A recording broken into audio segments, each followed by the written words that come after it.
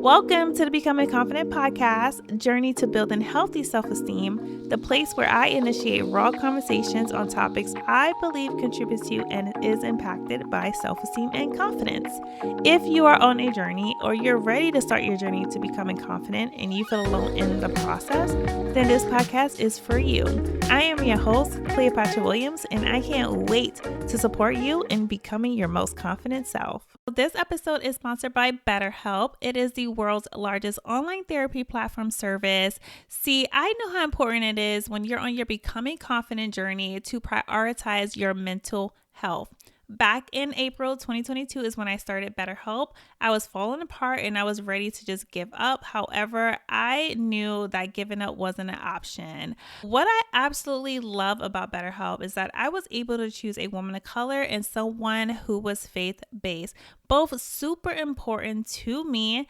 They found me a licensed therapist within 24 hours, and I've been rocking with her ever since. Now, did I mention that it's 100% online? Yeah, we love that, right? So, if you are ready to make your mental health a priority on your becoming confident journey, BetterHelp is giving you 15% off your first month when you sign up using my link that will be placed in the show notes, and you can just enter my code Cleopatra Williams, or you can just go ahead to betterhelp.com/Cleopatra Williams. I hope this helps you guys. Welcome back to Becoming Confident Podcast with me, Cleopatra.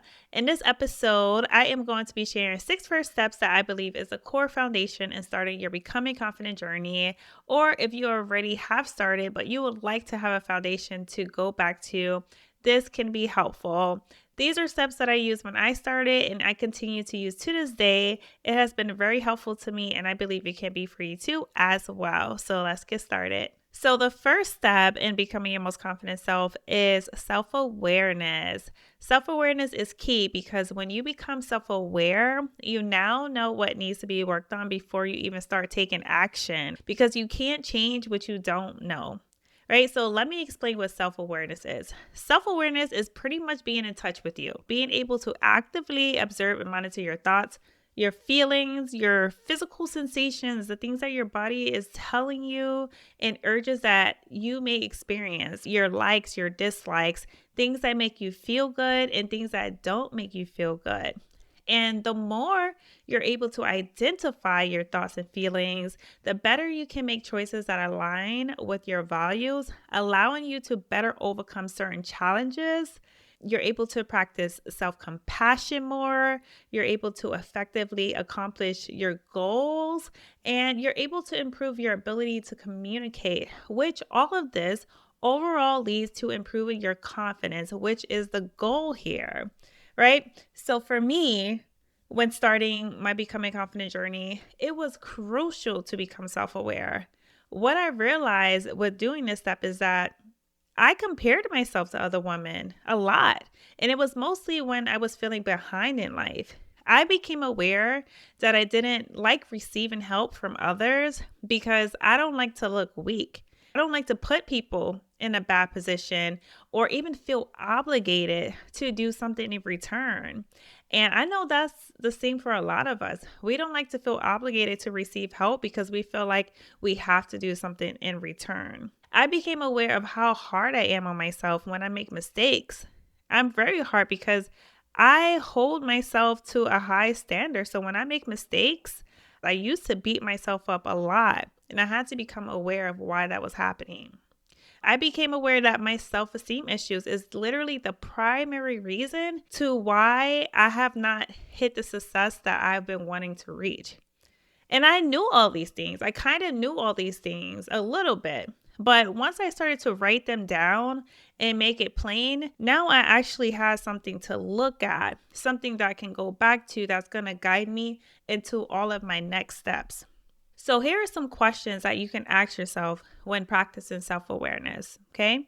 So number 1, you can ask yourself, what bothers you? Do you not like how maybe impatient you are? That was something that was for me. Do you not like how you stumble over your words? You can become aware of how you think. Like, are you super critical of yourself, critical of others? Are you pessimistic? Do you think negatively all the time? Are you a person that worries all the time? Like, where does that come from? You can ask yourself, what are some of the limited beliefs that you may have and why?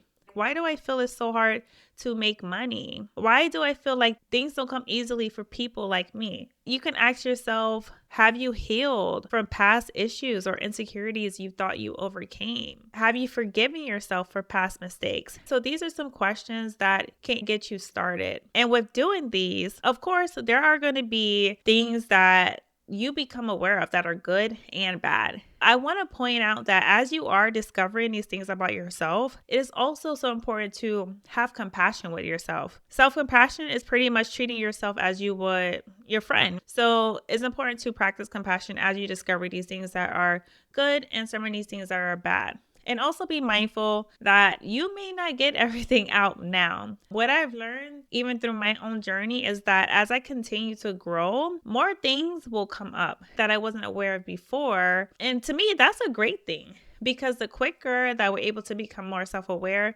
the faster we can get to working on it. Okay. Now, step 2. What do you want?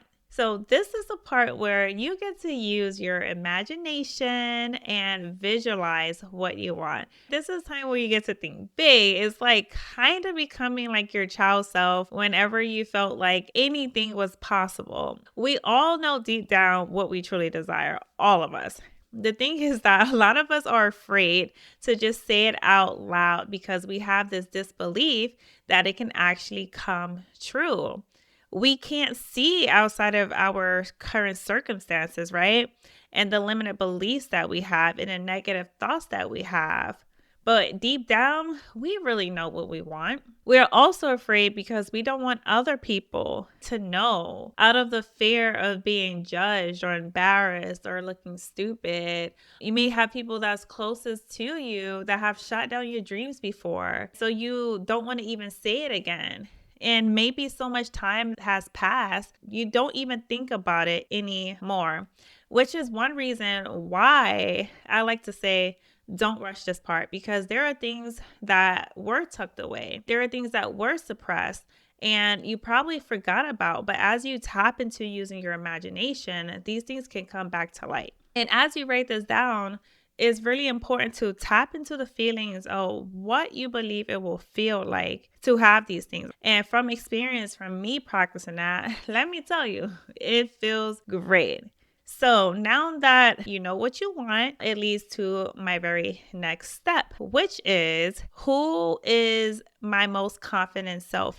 Who is your most confident self? I love this exercise because you get to visualize who you want to be, not just necessarily what you want, but your ideal self. Like, what does she look like? What does she speak like? What does she act like? Because this gives you the opportunity to embody that confident woman now. Not wait until you feel you're worthy of being that person, but now. The truth is that when you start acting like the person you want to become, you really start to internalize this change physically, emotionally, psychologically. By becoming the woman you want to be, your confidence grows because you're embodying that person. You're acting like that person would act. You're talking like that person would talk. You're doing the things that you know this person will do. So you automatically are becoming this person, right? As I was researching this topic, I came across this quote by Dale Carnegie. And he says that if you are not in the process of becoming the person you want to be, you are automatically engaged in becoming the person you don't want to be. So if you're not constantly embodying the person that you want to be, you're automatically going to stay the same. You're automatically going to be the person that you don't want to be. And a lot of times, like us as people, as women, all we really do is dream. We wish, we hope. That's all we do. But we don't act. We don't be. We don't take action. We say, I wish I could be that positive. I wish I could be, the type of woman that got up early. I wish I was creative. I wish I was that girl that could just go on dates and be myself. I dream of one day being motivated to work out. I dream of this body that I want. I hope that I can keep my cool when I have this conversation with this man, right? We have to get in the habit of not just dreaming, wishing, and hoping, but actually becoming. And here are some of mine that can give you some ideas, right? So, my most confident self makes eye contact when speaking. My most confident self makes decisions quickly. And my most confident self don't let situations linger. And these are things that I wrote down, right? I have a full 2-page list of like my most confident self in my journal. And I want to stress that I do mess up with these things, right? It's never perfect. Breaking certain habits, that doesn't happen overnight. For example, like I still struggle with eye contact and I'm aware of that, which is why we do the practice of self-awareness step first. Because there are many moments when I'm having a conversation with someone and I realize like midway, I'm breaking eye contact. And so what happens is that like in the middle of it, if I realize it, I try to work on it then because I know that my most confident self makes eye contact. It's a daily practice. Also, another one, making decisions quickly and trusting them. I had many situations that have came up over the past few months where I had to force myself to make decisions even being super uncomfortable because let me tell you, not making decisions is worse. You've heard of decision fatigue. It literally creates unnecessary anxiety and stress for me and for the other people that are involved. So I'm sure if you experience like decision fatigue as well, you realize, especially when someone is trying to get an answer from you or a decision from you, it creates stress for them too. It creates confusion for them too. So it's not just you that is getting anxious and stressed out. You're also creating that for the other person as well. So yeah, those things are daily practices. And so what I do is revisit these statements every single day. Every single day. I replay these messages over and over and over in my head. My most confident self is this. My most confident self is this. My most confident self is that. Because every time I look at it, I get to say, okay, well, I'm doing great here and here, but I'm not doing so great over here. Maybe you got better at being able to look at yourself naked in the mirror, but you still struggle with saying no to people. You can say, oh, I'm going to work on A, B, and C this week.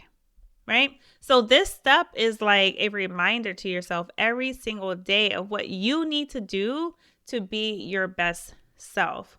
Who is your most confident self?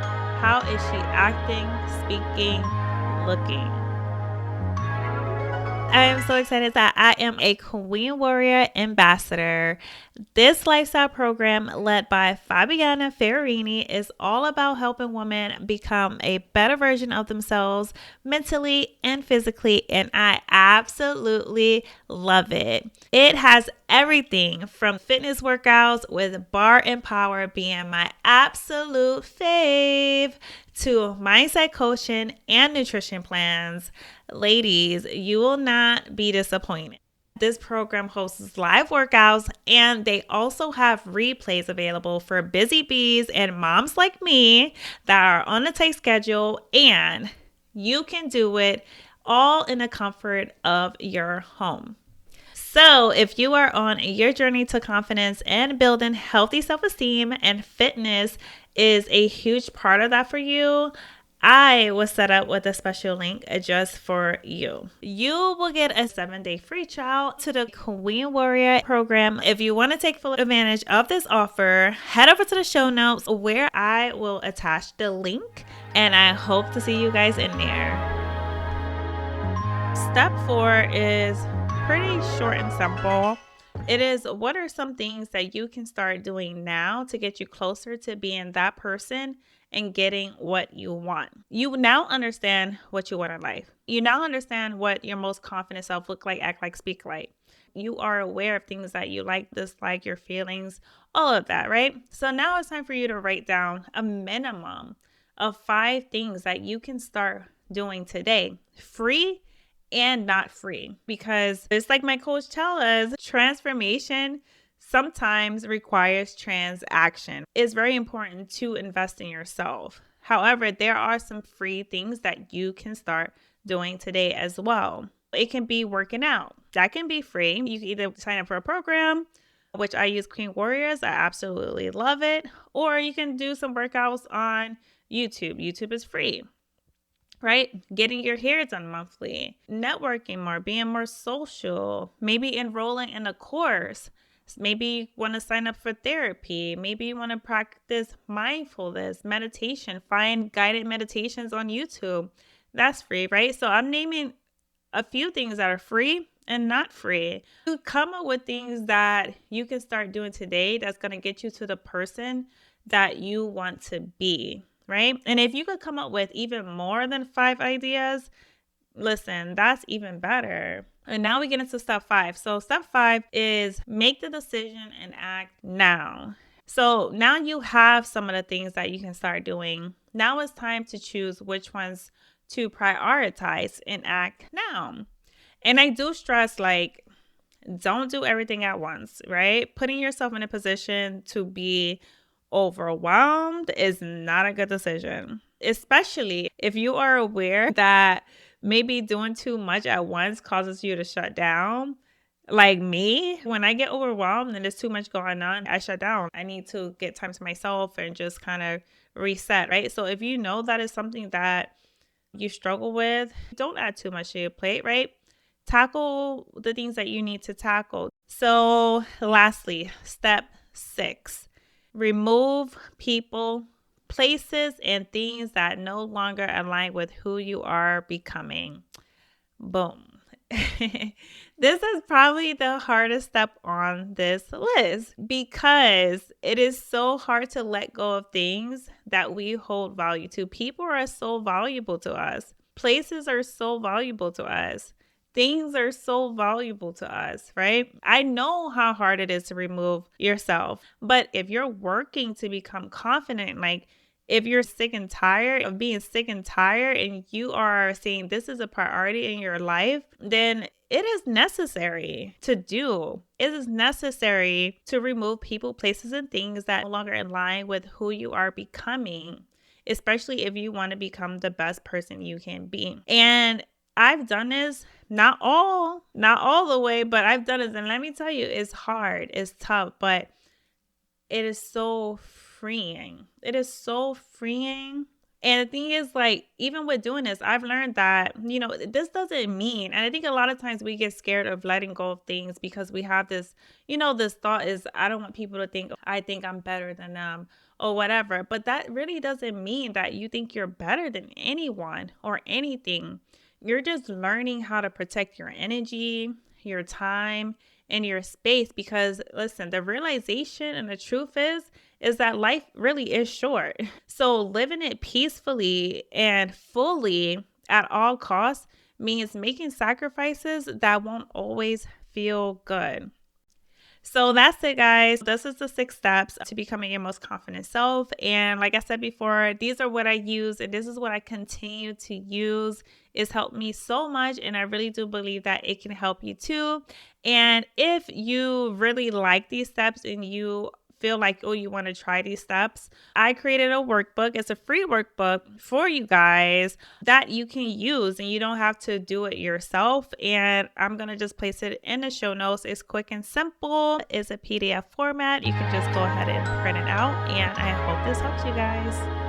As a disclaimer, I hope with anything that has been shared in this episode, no one takes anything personally. Please be compassionate and know that being vulnerable is not easy. If you are on a becoming confident journey or you're ready to start your journey, always remember that this is a journey, not a race. I know that we all want to get to the finish line, but it takes time and dedication. And if you don't stop, you will get there. Cheers to becoming your most confident self. Thank you so much for listening to Becoming Confident, Journey to Building Healthy Self-Esteem podcast with me, your host, Cleopatra Williams. If you want to be the first to know of new episode releases, of new resources, and get some weekly dose of inspiration, subscribe to my weekly newsletter. You can also find me on Instagram and TikTok, both at __Cleopatra __. And shoot me a DM. I would love to know your thoughts on this episode. while you're at it, go ahead and follow Becoming Confidence page at Becoming Confident Journey on Instagram. And lastly, tell a friend, sister, cousin, mother, someone who you think can relate to the show. I'm leaving all information in the show notes. Kindly support the show by subscribing on any platform you listen to and also rate and review on Apple Podcasts. And that is all for this episode. Until next time, okay? Bye.